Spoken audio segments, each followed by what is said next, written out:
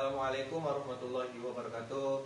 Alhamdulillahirrabbilalamin. Wassalatu wassalamu ala asrafil anbiya'i wal mursalin wa ala alihi wa sahbihi rasulillahi ajma'in.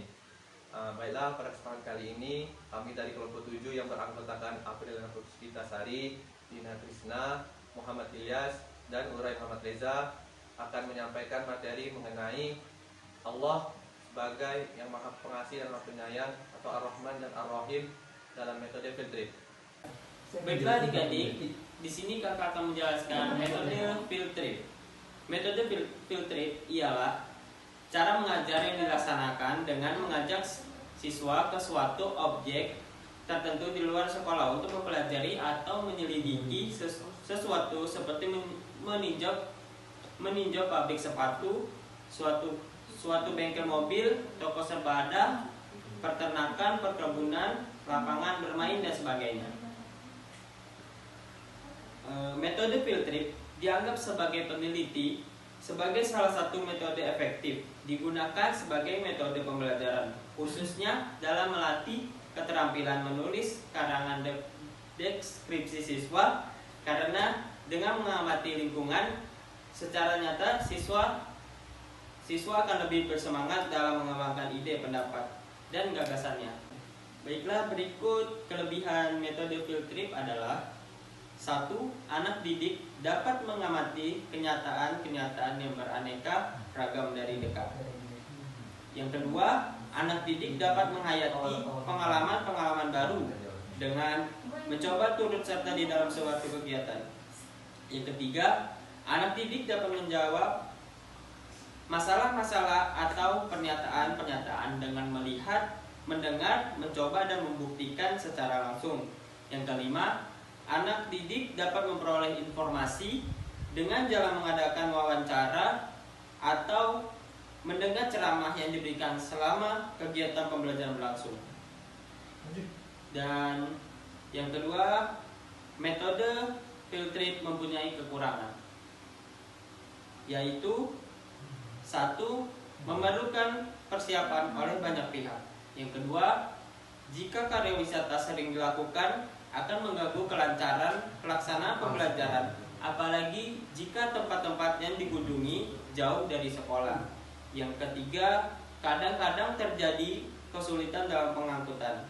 Yang keempat, jika tempat yang dikunjungi itu suka untuk diamati, akibatnya siswa menjadi bingung dan tidak akan mencapai tujuan yang diharapkan. Yang kelima, memerlukan pengawasan yang tepat. Dan yang terakhir, memerlukan biaya yang relatif tinggi. Baiklah adik-adik, kakak akan menjelaskan tentang Allah yang maha pengasih lagi maha penyayang. Yang pertama yaitu sifat Allah yang maha pengasih lagi maha penyayang. Allah mempunyai sifat pengasih lagi maha penyayang. Setiap mengerjakan hal sesuatu kita harus mengucapkan lafal basmalah. Dengan kita mengucapkan lafal basmalah, insya Allah akan dilindungi Allah Subhanahu wa Ta'ala. Baiklah, kakak akan menjelaskan bukti kasih sayang Allah kepada kita selaku hambanya. Yang pertama yaitu Allah memberikan kita mata supaya bisa melihat keindahan yang Allah ciptakan. Yang kedua yaitu Allah memberikan kita telinga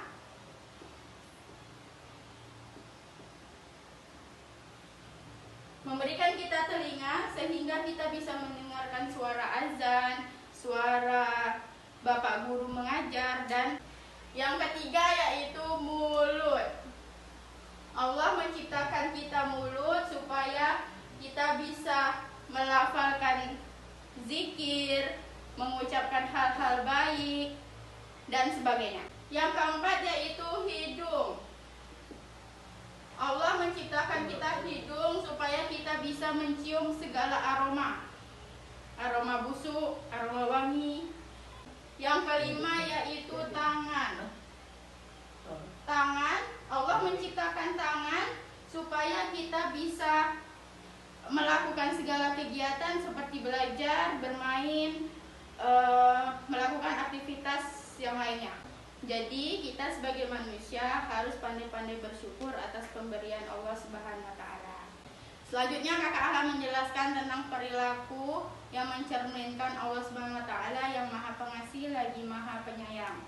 Contoh yang meneladani sifat Allah Subhanahu wa taala yang Maha Pengasih. Yang pertama, memberi nasihat kepada teman dengan lemah lembut.